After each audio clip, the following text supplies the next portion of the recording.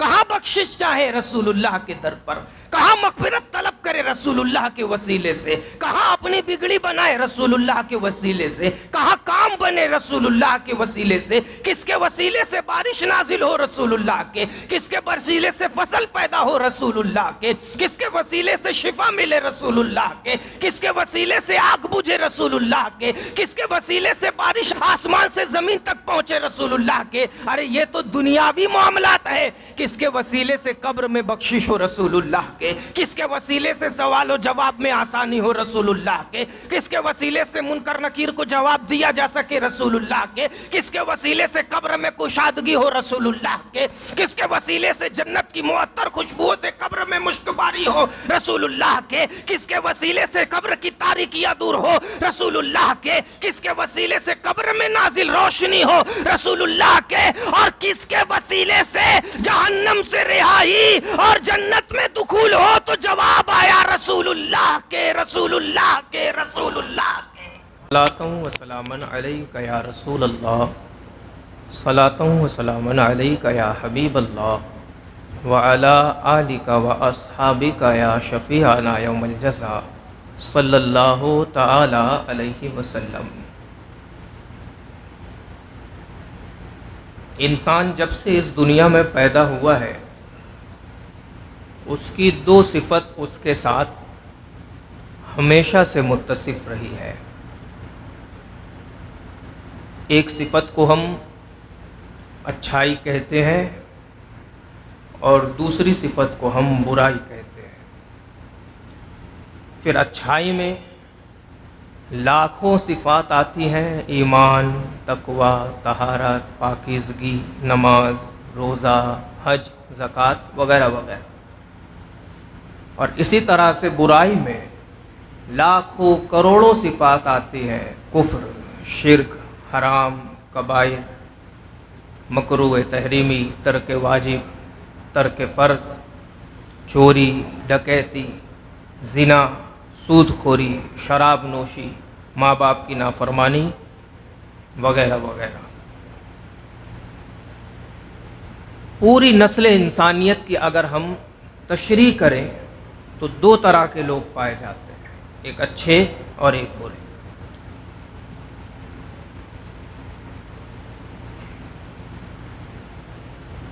कुछ लोग बुराई करने के बाद शशोपंज में पड़ जाते हैं और उनके खाने जहन में ये सवाल पैदा होता है कि मैंने इतनी बुराइयां की, इतने गुनाह के काम किए, इतनी ज़्यादा बुराइयां मेरे अंदर बसी हुई है, क्या आज मैं तौबा करूंगा तो मेरा रब माफ़ कर देगा? हर इंसान के दिल में, गुनाहगार के दिल में ये सवाल पैदा होता है। पिछले लोगों के दिलों में भी, जहनों में भी पैदा हुआ।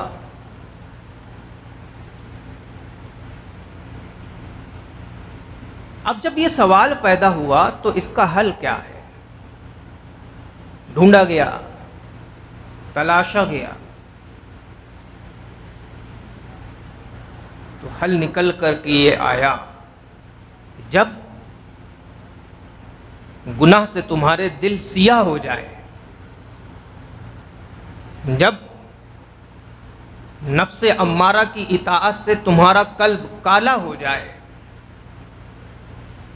जब गुनाहों की कसरत से रूहानियत ईमान की ख़त्म हो जाए, जब तर्क फ़राइज़ व वाजिबात की बुनियाद पर तुम्हारी जन्नत से दूरी हो जाए, तो ऐसे वक्त में क्या करना चाहिए?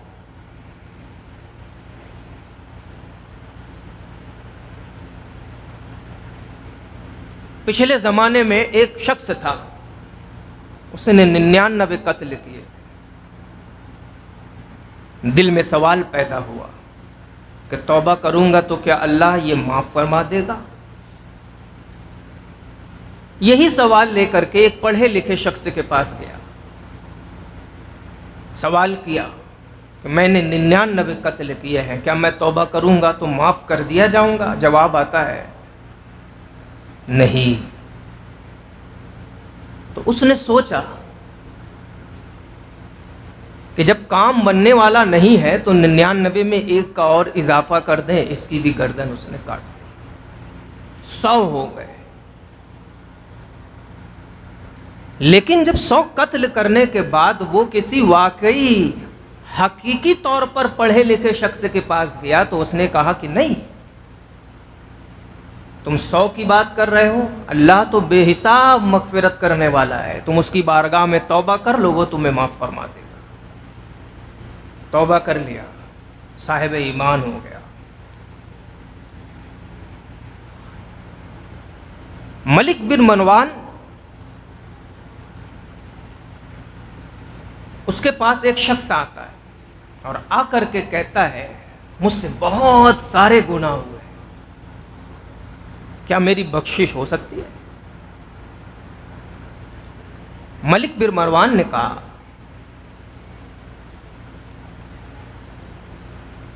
क्या तेरे गुनाह जमीन से ज्यादा हैं? कहता है हाँ। फिर कहा तेरे गुनाह आसमान की बड़ाई और आसमान की बुलंदी से ज्यादा है? कहता है हाँ। फिर कहा तेरे गुनाह मछलियों की तादाद से ज्यादा है? कहता है हाँ। फिर कहा तेरे गुनाह आसमान के सूरज और चांद की तादाद से ज्यादा है? कहता है हाँ। फिर कहा अर्श फर्श से ज्यादा है? कहता है हाँ। फिर कहा अल्लाह की मगफिरत से ज्यादा है? कहता है नहीं।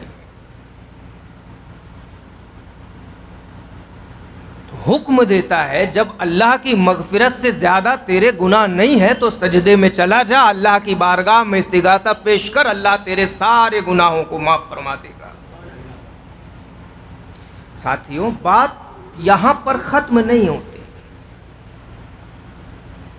इसके आगे भी मरहला है।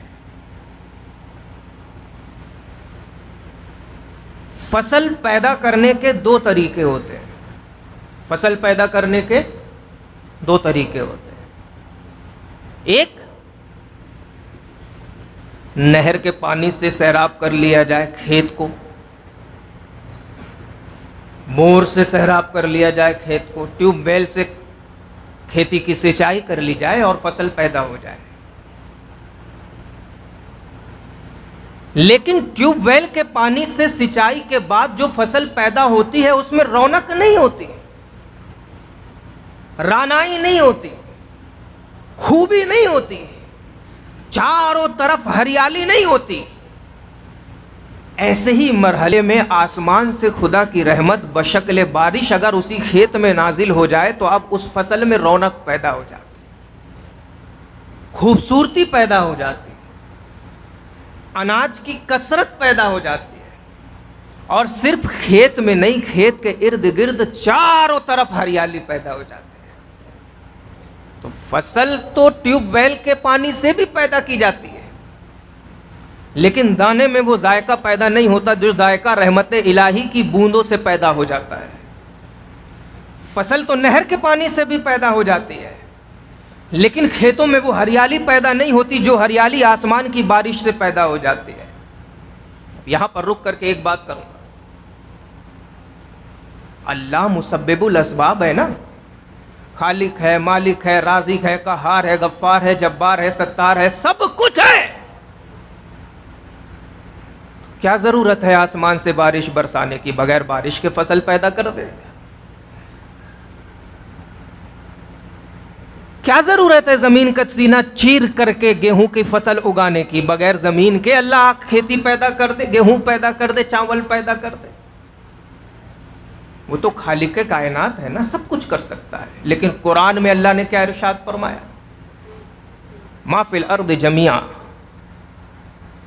जो कुछ जमीन में है हमने तुम्हारे लिए पैदा किया। व अंज़लना मिनस समाई माआ, और आसमान से हमने तुम्हारे लिए बारिश नाजिल की। क्यों? ताकि उस बारिश से तुम्हारे लिए फसल और पौधे पैदा किया जा सके। फसल और पौधे पैदा करने के लिए अल्लाह आसमान से बारिश नाजिल फरमाए, कुरान में इरशाद है। तो बगैर बारिश के भी तो फसल पैदा की जा सकती है, बगैर बारिश के भी तो अनाज उगाया जा सकता है। जब अल्लाह हर चीज पर कादिर है तो ऐसा क्यों नहीं?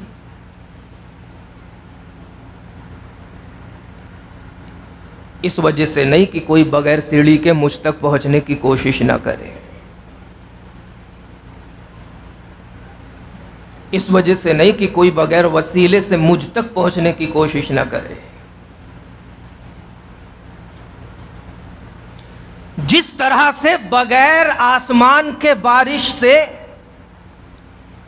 नहर के पानी से खेत सैराब करके फसल पैदा की जा सकती है, लेकिन वो बात पैदा नहीं होती जो बात आसमान की नाजिल करदा बूंदों से होती है।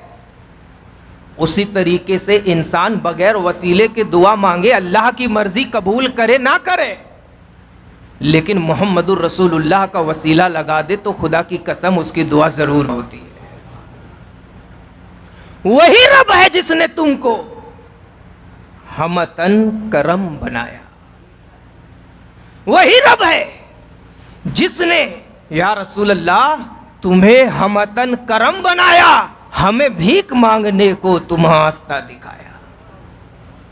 कहां भीख मांगे रसूलुल्लाह के दर पे, कहां बख्शिश चाहे रसूलुल्लाह के दर पर, कहां मगफिरत तलब करे रसूलुल्लाह के वसीले से, कहां अपनी बिगड़ी बनाए रसूलुल्लाह के वसीले से, कहां काम बने रसूलुल्लाह के वसीले से, किसके वसीले से बारिश नाजिल हो रसूलुल्लाह के, किसके वसीले से फसल पैदा हो रसूलुल्लाह के, किसके वसीले से शिफा मिले रसूलुल्लाह के, किसके वसीले से आग बुझे रसूलुल्लाह के, किसके वसीले से बारिश आसमान में जमीन, आसमान से जमीन तक पहुंचे रसूलुल्लाह के। अरे ये तो दुनियावी मामलात है। किसके वसीले से कब्र में बख्शिश हो रसूलुल्लाह के, किसके वसीले से सवाल और जवाब में आसानी हो रसूलुल्लाह के, किसके वसीले से मुनकर नकीर को जवाब दिया जा सके रसूलुल्लाह के, किसके वसीले से कब्र में कुशादगी हो रसूलुल्लाह के, किसके वसीले से जन्नत की मुअत्तर खुशबुओं से कब्र में मुश्कबारी हो रसूलुल्लाह के, किसके वसीले से कब्र की तारीकियां दूर हो रसूलुल्लाह के, किसके वसीले से कब्र में नाजिल रोशनी हो रसूलुल्लाह के, और किसके वसीले से जहन्नम से रिहाई और जन्नत में दुखूल हो। तो जवाब आया रसूलुल्लाह के, रसूलुल्लाह के, रसूलुल्लाह के। नारे तकबीर, नारे रिसालत, अहमद मुस्तफा, हुजूर नईमे मिल्लत। वही रब है जिसने तुमको हमतन करम बनाया। अल्लाह ने या रसूल अल्लाह आपको सरापा करम बनाया और हमें भीख मांगने को तेरा रास्ता दिखाया। अब बेहतर मालूम पड़ता है कि जिस आयत की मैंने तिलावत की उसकी शान नुज़ूल को भी समझ लिया जाए, नहीं तो एतराज करने वालों ने तो जिहाद की आयतों पर भी एतराज कर दिया, यह ना समझा कि आयत उतरी कब। जिनके जहन में खबासत भरी होती है वो कभी नतीजा थोड़ी निकाल सकते। एक बेवकूफ खड़ा हो कहा कुरान में है नमाज के करीब मत जाओ। अरे एक आम मुसलमान परेशान हो गया, अरे कुरान में कहाँ है नमाज के करीब मत जाओ, जबकि हर मौलाना, हर आलिम दीन और रसूलुल्लाह अलैहिस्सलातु वस्सलाम के तमाम नायबीन यही कहते नजर आते हैं, नमाज पढ़ो, नमाज पढ़ो, नमाज पढ़ो। कुरान में कहाँ है नमाज के करीब ना जाओ। तो एक बेवकूफ खड़ा हुआ कहता है हाँ ला तक़रबुस सलाह। शक पैदा हुआ, शक पैदा हुआ। अल्लाह तो इरशाद फरमाता है नमाज पढ़ो। जो नमाज गौसे आजम पर माप नहीं, जो नमाज गरीब नवाज पर माप नहीं, जो नमाज सुल्तान औलिया पर वाज नहीं, जो नमाज मखदूम सिमना पर माप नहीं, अरे ये तो नीचे तबके के वली है ना। जो नमाज इमाम हसन पर माप नहीं, जो नमाज इमाम हुसैन पर माप नहीं, जो नमाज मौलाए कायनात पर माप नहीं, जो नमाज उस्मान ज़ुन्नुरैन पर माप नहीं, जो नमाज अली मुर्तज़ा पर माप नहीं, जो नमाज सिद्दीक़ अकबर पर माप नहीं, वो नमाज के लिए अगर कोई कहे खड़ा होकर के ला तक़रबुस सलाह, कुरान में तो है नमाज के करीब मत जाओ, उसकी अकल पे पत्थर पड़े हैं कि नहीं पड़े? अरे कुरान में है, आयत के आगे और पीछे भी तो देखो, या अय्युहल्लज़ीना आमनू ला तक़रबुस सलात व अंतुम सुकारा, ऐ ईमान वालो नशे में हो तो नमाज के करीब मत जाओ। अब बात समझ में आती है? हाँ भाई, शराब पियो, मूत पियो हो तो नमाज के करीब मत जाओ, शराब पियो हो तो नमाज के करीब मत जाओ, नशे से पैर डगमगा रहे हैं, नमाज के करीब मत जाओ, नशे से जबान क्या कह रही है समझ में नहीं आ रहा, नमाज के करीब मत जाओ, नशे से आंख बंद हो रही है, नमाज के करीब मत जाओ। जब तुम नशे में हो तो समझ में कैसे आएगा खुदा की इबादत कर रहे हो या उसकी नाफरमानी? इसलिए जब नशे में हो तो नमाज के करीब मत जाओ। ला तक़रबुस सलाह। अब बात समझ में आई? लेकिन आगे का टुकड़ा पीछे का टुकड़ा अलग करके कोई सिर्फ इतना कहे ला तक़रबुस सलाह, कुरान में है नमाज के करीब मत जाओ। लोग गुमराह होंगे कि नहीं होंगे? बिल्कुल इसी तरह से जब जुल्म हद से ज्यादा बढ़ गया और जुल्म जबर को मिटाने के लिए जो पैगंबर तशरीफ लाए, आखिरी हद तक जब ऐलान फरमाया कि इस काम से बाज रहो, इस काम से बाज रहो, इस काम से बाज रहो, और लोगों ने नहीं माना तो अब हुक्म होता है नहीं मानते, बातों से नहीं मानते, इशारे से नहीं मानते, बातों से नहीं समझते, तो ऐ मेरे महबूब अब इनको समझाने का वक्त खत्म हो गया, अब आप हथियार का इस्तेमाल कीजिए। ये कहीं नहीं है कोई घर में बैठा हो जाकर के गर्दन मार दो, कोई ठेला लगाया हो जाकर के गर्दन मार दो, कोई रास्ते पर चल रहा है जाकर के गर्दन मार दो, कोई बैठ करके खाना खा रहा है जाके गर्दन मार दो, कोई खड़े होकर पानी पी रहा जाके गर्दन मार दो, कोई रास्ते में चल रहा है जाकर गर्दन मार दो। कहीं नहीं कहा गया। जहां भी कहा गया है उसकी एक इल्लत है, एक वजह है, और वो तो हर जगह कहा गया। जो एतराज करते हैं वो भी अपनी किताब उठा करके देखेंगे तो उनमें भी मिलेगा। समझने के लिए बहुत कुछ चाहिए होता है। अब आयत करीमा को समझें आप। वलो अन्नहुम इज़ ज़लमू अनफुसहुम जाऊक, जब ये लोग अपनी जानों पर बेहद जुल्म करते तो ऐ महबूब आपके पास अब ये आए। जाऊक फस्तगफिरुल्लाह, सिर्फ आए नहीं, आकर के अल्लाह से बख्शिश चाहें। वस्तगफर लहुमुर रसूल, और सिर्फ वो बख्शिश ना चाहें, उनके लिए रसूल भी अल्लाह से उनकी बख्शिश चाहें। लवजदुल्लाह तव्वाबर रहीमा, जब ये सूरत हाल पैदा होगी तो रब को बेहद तौबा कबूल करने वाला और रहम करने वाला पाओगे। अब बात यहां पर हमको ये नहीं समझ में आती,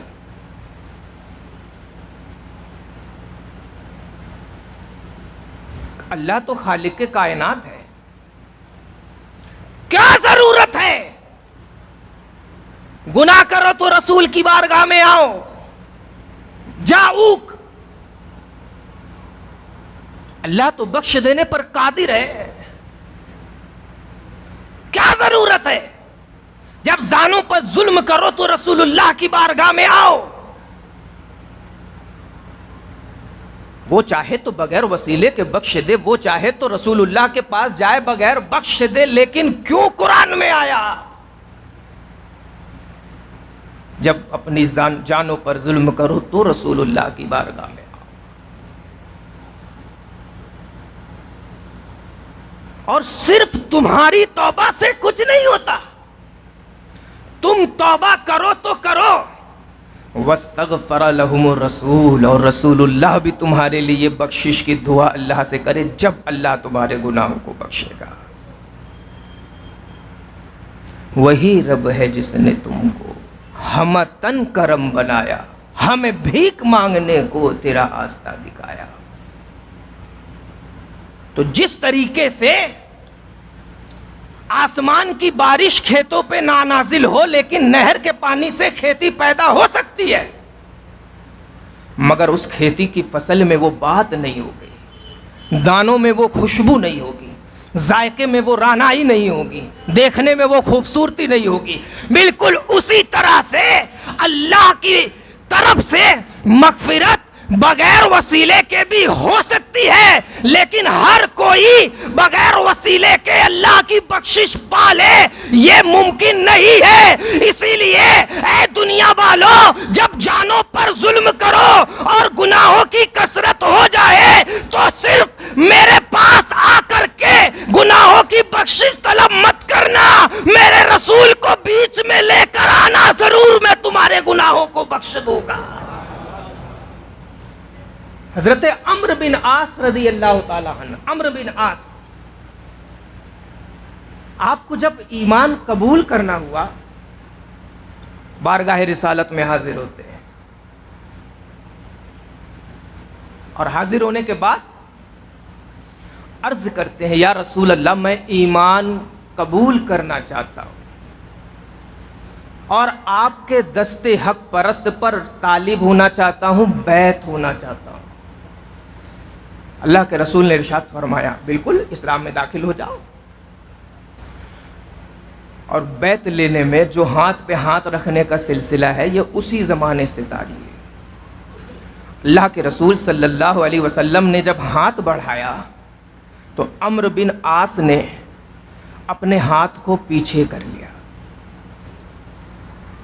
तवज्जो, जब रसूलुल्लाह ने हाथ बढ़ाया बैत करने के लिए तो अम्र बिन आस ने अपने हाथ को पीछे कर लिया। दोबारा फिर अल्लाह के रसूल ने हाथ बढ़ाया तो अम्र बिन आस ने फिर हाथ पीछे कर लिया।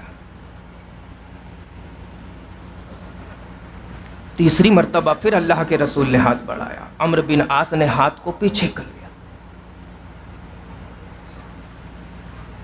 बारगाह रिसालत से हुक्म होता है, ए अम्र, क्या बात है कि तुम तो तौबा करने आए थे, मेरे हाथ पर बैत करने आए थे, और जब मैं हाथ बढ़ाता हूं तो तुम हाथ पीछे करते हो। अर्ज करते हैं, या रसूल अल्लाह, मुझसे बहुत बड़े बड़े गुनाह हुए, बहुत बड़े बड़े गुनाह हुए, मैं शर्म करता हूं, मुझे हया आती है, अपने जुर्म पर इस कदर नदामत और शर्मिंदगी है कि मुझे बख्शिश की उम्मीद नहीं है। जब भी आप हाथ आगे बढ़ाते हैं मुझे अपने गुनाहों को याद कर करके शर्म आती है और मैं अपने हाथ को पीछे कर लेता हूं, और वजह यह है कि मैं अपनी बख्शिश की उम्मीद नहीं रखता। मैं इतना बड़ा गुनहगार, इतना बड़ा खताकार, इतना बड़ा सियाकार, मैं कैसे बख्शा जाऊंगा? या रसूल अल्लाह, मैं आपके हाथ पे हाथ तो देता हूं, लेकिन यह बता दीजिए कि रब की रहमत मुझ तरफ मुजव्वजे होगी कि नहीं होगी? रब की तरफ से बख्शिश का मुजदा मुझे मिलेगा या नहीं मिलेगा? तो रसूलुल्लाह इरशाद फरमाते हैं, इन्नल इस्लाम यहदिमु मा काना क़ब्लल इस्लाम, इस्लाम लाने के पहले के तमाम गुनाहों को माफ करवा देता है। इसलिए तुम मेरे हाथ पर हाथ देकर इस्लाम लाओगे, पहले के तमाम गुनाह तुम्हारे अल्लाह तबारक व तआला बख्श देगा। वही रब है जिसने तुमको हमतन करम बनाया। हजरत अम्र बिन आस ने भी रसूलुल्लाह को अल्लाह की बारगाह में वसीला बनाया। आयत करीमा नाजिल क्यों हुई? आयत करीमा इसलिए नाजिल हुई, अब्दुल्ला बिन उबई मुनाफिक, खुला हुआ मुनाफिक। मुनाफिक कहते किसे? मुनाफिक वो होता है जो दिल में एतिकादात सही ना रखे मगर जबान से अपने आप को मुसलमान जाहिर करे, जो दिल में खुदा और रसूल से नफरत करे और जबान से खुदा और रसूल की बड़ाई बयान करे, वो मुनाफिक होता है। जब रसूलुल्लाह की तबलीग के बाद साहबा इकराम अल्लाह के रसूल के हाथों पर हाथ दे करके तौबा करते गए, तौबा करते गए, तौबा करते गए, बैत करते गए, बैत करते गए, बैत करते गए, तो एक हंगामा आराई, फजा में एक शोर उठा, जिस शोर में ये आवाज थी कि कितने भी बड़े गुनाहगार हो, बारगाह रिसालत में आ जाओ, तुम्हारी बख्शिश हो जाएगी। जब ये शोर उठा तो साहबा इकराम ने अब्दुल्ला बिन उबई मुनाफिक को भी पकड़ लिया और क्या कहा?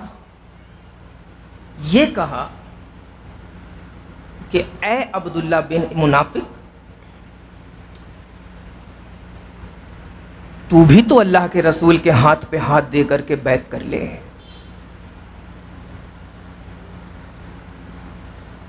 तू भी तो सरकार कायनात के हाथों पर हाथ देकर अपने गुनाहों की बख्शिश का सरकार को जरिया बना ले।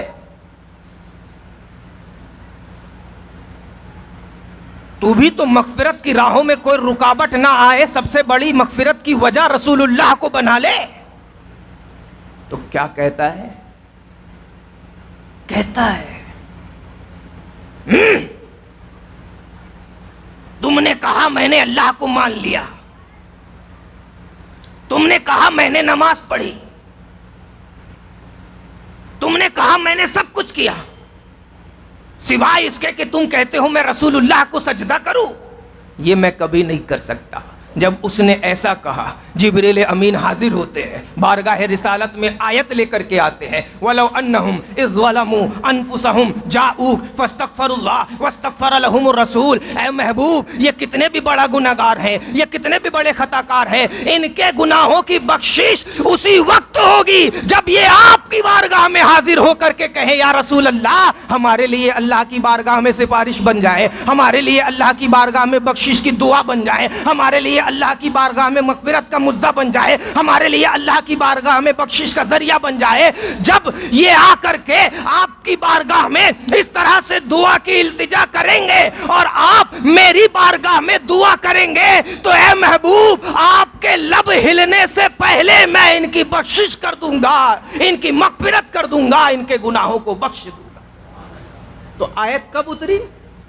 आयत उस वक्त उतरी जब रसूलुल्लाह की बारगाह में हाजिरी को लोगों ने पसंद नहीं किया।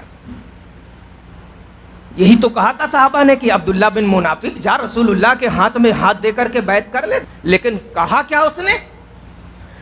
उसने ये कहा, अंदाज अगर आप देखेंगे तो बिल्कुल वही अंदाज होगा जो अंदाज वो शैतान का था, जिसको अल्लाह ने कहा कि आदम को सजदा करो तो अकड़ करके खड़ा हो गया कि वो तो मिट्टी के बनाए हुए हैं, मैं आग का बना हुआ हूं, मैं भला मिट्टी के पुतले को कैसे सजदा करूं।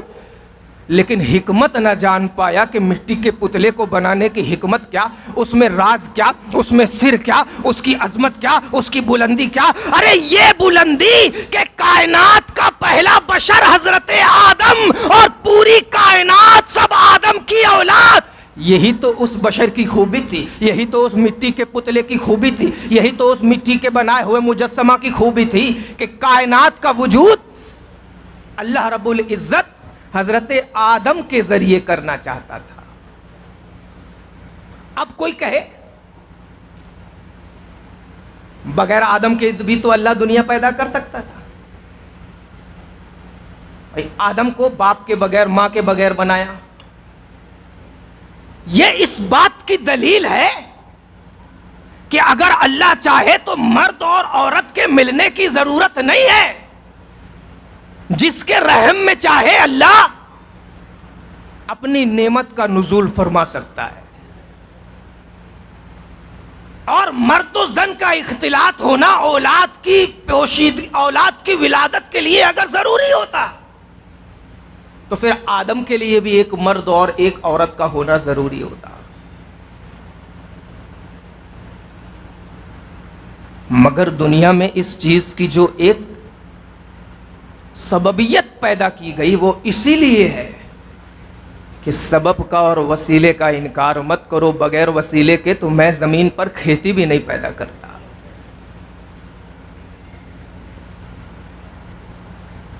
और ये वसीला किस कदर बुलंद मर्तबे पर फाइज है, इसका अंदाजा भी हम नहीं लगा सकते। लगाना है अंदाजा? आओ बारगाह रिसालत। अल्लाह के रसूल सल्लल्लाहु अलैहि वसल्लम की बारगाह में एक सहाबी हाजिर होते हैं। हलक तो या रसूल अल्लाह, हलक तो या रसूल अल्लाह, हलक तो या रसूल अल्लाह। अल्लाह के रसूल में हलाक हो गया, बर्बाद हो गया, अपनी जानों पर मैंने जुल्म कर लिया, या रसूल अल्लाह मेरा हल फरमा दीजिए। अल्लाह के रसूल ने इरशाद फरमाया, क्या हो गया? अर्ज करता है, या रसूल अल्लाह, वक़अतु अला इम्राअती फी रमज़ान,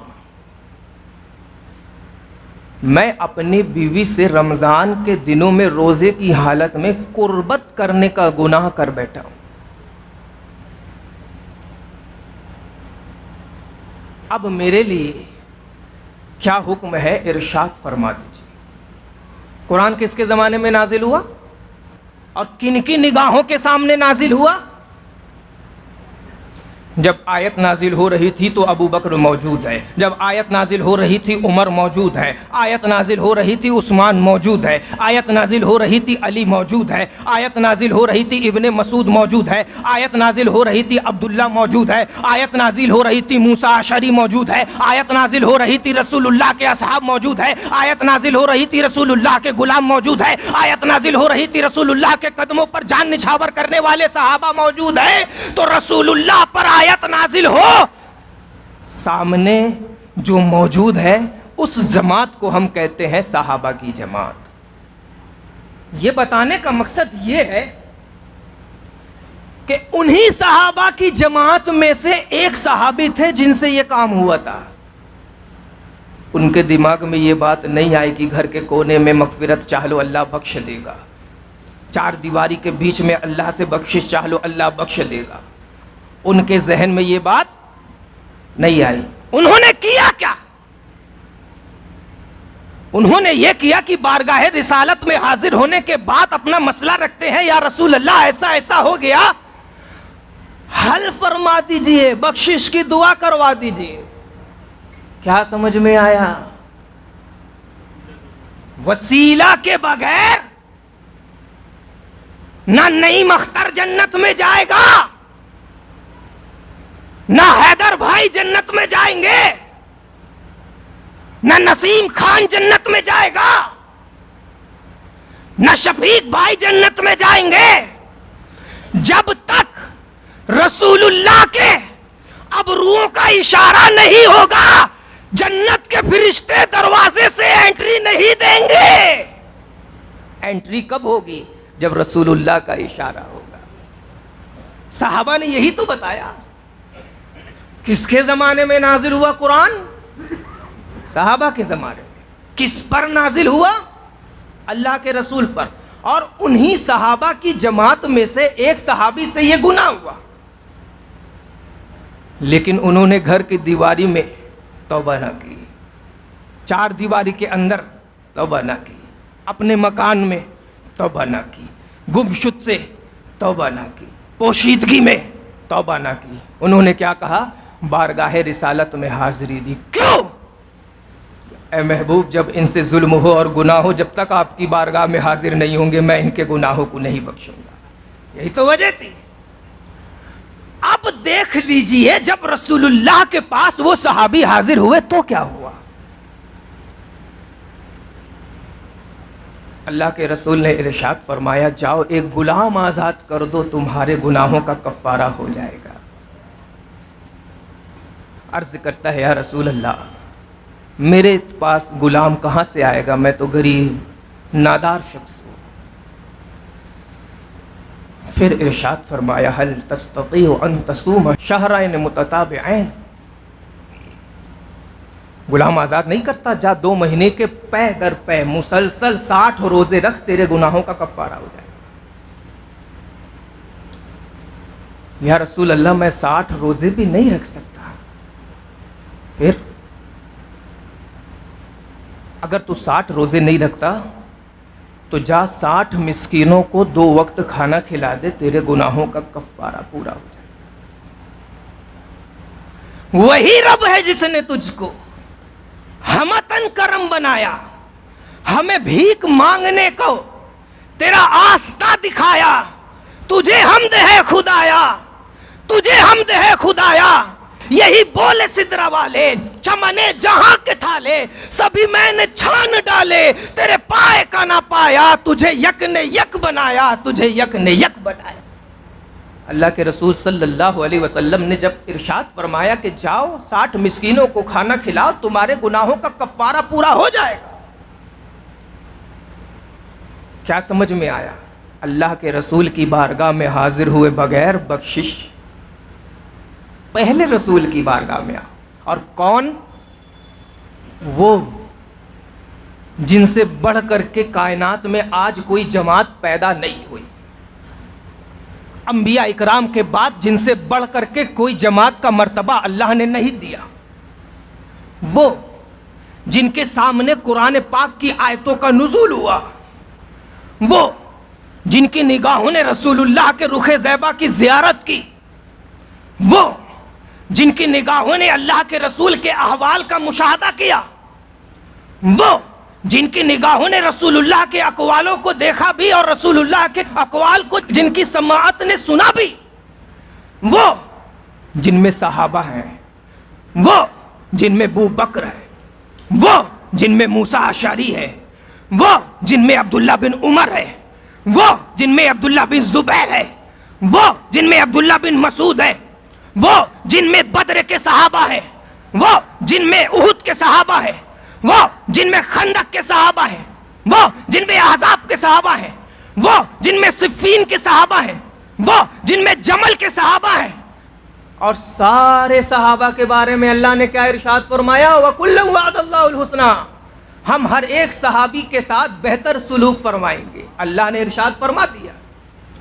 इसके बाद वो सहाबी जो रसूलुल्लाह की बारगाह में हाजिर हुए, उनके दिमाग में ये बात ना आई कि हमें तो अल्लाह ने बख्शिश का मुद्दा सुना दिया, रसूलुल्लाह के पास जाने की क्या ज़रूरत है, हमें तो अल्लाह ने बख्शिश का मगफिरत का मुद्दा सुना दिया, रसूलुल्लाह की बारगाह में हाजिर होने की क्या ज़रूरत है। अरे कुरान में तो अल्लाह ने फरमा दिया वकुल्लु वअदल्लाहुल हुस्ना रदियल्लाहु अन्हुम व रदू अन, अल्लाह सहाबा से राजी है, सहाबा अल्लाह से राजी है। लेकिन उस सहाबी के दिमाग में, जहन में, फिक्र में ये बात पैदा नहीं हुई कि हमें तो अल्लाह ने बख्श दिया, रसूलुल्लाह के पास जाने की जरूरत नहीं, हमें तो अल्लाह ने माफ फरमा दिया, रसूलुल्लाह के पास जाने की जरूरत नहीं, हमें तो अल्लाह ने मगफिरत का मुद्दा सुना दिया, रसूलुल्लाह के पास जाने की जरूरत नहीं। क्यों? क्योंकि सहाबी जानते थे बख्शिश अल्लाह करता है, दरवाजा रसूलुल्लाह खुलवाते हैं।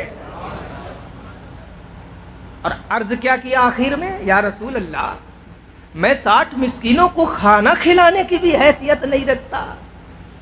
इरशाद फरमाते हैं सरकार इजलीस, बैठ जाओ। सहाबी बैठ जाते हैं, देख रहे हैं निगाहों से रहमत मुस्तफ़ा अपने आंचल में तमाम गुनाहगारों को समेट रही है। कोई आ रहा है दुआ करवा रहा है, कोई आ रहा है कारोबार के लिए दुआ करवा रहा है, कोई आ रहा है शिफा की दुआ करवा रहा है। अल्लाह के रसूल यहाँ हाथ उठाते हैं, वहाँ उसकी दुआ पूरी हो जाती है। यहाँ हाथ उठाते हैं, वहाँ उसकी बिगड़ी बन जाती है। यहाँ हाथ उठाते हैं, वहाँ उसका बिगड़ा हुआ काम बन जाता है। वो सहाबी बगल में बैठ करके सोच रहे हैं, ऐ अल्लाह, हमने तो तेरे कुरान पे हुक्म करके तेरे रसूल की बारगाह में हाजिरी दी है, क्योंकि तेरे कुरान ने कहा जब गुनाह करो तो रसूल की बारगाह में हाजिर हो। हमने गुनाह किया, अकेले में तौबा ना की, हमने गुनाह किया चार दीवारी में तौबा ना की, हमने गुनाह किया घर के अंदर तौबा ना की, हमने किए गुनाह किया अकेले में तौबा ना की, हमने गुनाह किया पोशीदगी में तौबा ना की, बल्कि हम तेरे कुरान के हुक्म के मुताबिक तेरे रसूल की बारगाह में हाजिर हो रहे हैं। या अल्लाह, अब तेरे रसूल की बारगाह से हर इंसान अपनी मुरादों को लेकर के जा रहा है, जिसकी जो मुराद है सरकार पूरी फरमा रहे हैं, क्योंकि सरकार में तो लाला है ना हाजत अगर की है। तो या रसूल अल्लाह, हमारी भी बारी का कब तक इंतजार होगा, हमारे लिए भी तो हुक्म क्या है, इरशाद फरमा दे। अचानक अल्लाह के रसूल के हाथों में एक शख्स सदके की खजूर दे करके जाता है, और जैसे ही सरकार कायनात के हाथों में वो खजूर की टोकरी आती है, अल्लाह के रसूल सल्लल्लाहु अलैहि वसल्लम तबस्सुम फरमा देते हैं, बुलाते हैं, इधर आओ या रसूल अल्लाह, लो खुद हादी और जाओ मक्के के फकीरों में मिस्कीनों में सदका कर दो। मक्के के मिस्कीनों में फकीरों में सदका कर दो। अर्ज करते हैं, या रसूल अल्लाह, मां बैन लाबितैहा अहदुन अफ़क़रु मिन्ना, मक्के में मुझसे बड़ा फकीर तो कोई मौजूद है ही नहीं। या रसूल अल्लाह, मेरे कपड़े फटे हुए, बच्चे बगैर खाना पानी के, बीवी के बदन में कोई अच्छा लिबास नहीं, सर छुपाने के लिए कोई अच्छी छत नहीं, रिस्क के लिए कोई अच्छा कारोबार नहीं, मुझसे बड़ा फकीर तो यहाँ कोई मौजूद है ही नहीं। आता है फकीरों पे, उन्हें प्यार कुछ ऐसा खुद भीख दे और खुद कहे मंगती कबला। बरसता है फकीरों पे, उन्हें प्यार खुद ऐसा खुद बीक दे और खुद कहे मंगते का भला हो। बारगाह रिसालत की रहमत जोश में आती है और इरशाद फरमाती है कि तू गुलाम आजाद नहीं कर सकता, तू 60 मिस्किनों को खाना नहीं खिला सकता, तू 60 रोजे भी पैदल पे नहीं रख सकता, तू इस खजूर को मक्का के फकीरों में सदका भी नहीं कर सकता। तो एक काम कर, इस खजूर की टोकरी को उठा, अतइमहु अहलक, और अब कहीं जाने की जरूरत नहीं है, अपने घर जा, अपने बच्चों को खिला दे, तेरे गुनाहों का कफ्फारा अदा हो जाएगा। वही रब है जिसने तुमको हमतन करम बनाया, हमें भीख मांगने को या रसूल अल्लाह तेरा आस्था बताया। यही बोले सिदरा वाले, चमने जहां के थाले सभी मैंने छान डाले, तेरे पाए का ना पाया, तुझे यक ने यक बनाया, तुझे यक ने यक बनाया। नारे तकबीर, नारे रिसालत, अज़मते मुस्तफा। वलौ अन्नहुम इज़ ज़लमू अनफुसहुम जाऊक, जब अपनी जानों पर जुल्म करो, गुनाह करो, तो रसूल की बारगाह में हाजिर हो, रसूल तुम्हारे लिए बख्शिश की दुआ करेंगे, तो यकीनन अल्लाह को मेहरबान भी पाओगे, रहमान भी पाओगे, रऊफ भी पाओगे, रहीम भी पाओगे। अस्तगफिरुल्लाह रब्बी मिन कुल्लि ज़म्बिन व अतूबु इलैह। अस्सलामु अलैकुम व रहमतुल्लाहि व बरकातुहू।